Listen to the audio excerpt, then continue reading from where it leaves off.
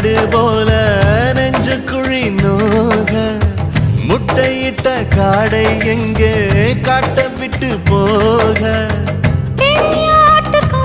கூட ஒரு வாரம் ஆசமரம் கிழக்கேத்து மாம்பழ செல்ல மறுநாள் மாறிவிடும். நான் பொம்பளுக்கு இருக்குல வல்ல என் புத்தியில் வேறொன்னும் இல்ல.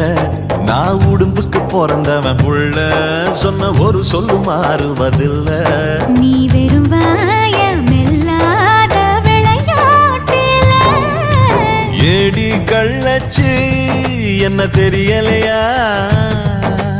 ஓடி வெள்ளச்சி என்ன புரியலையா?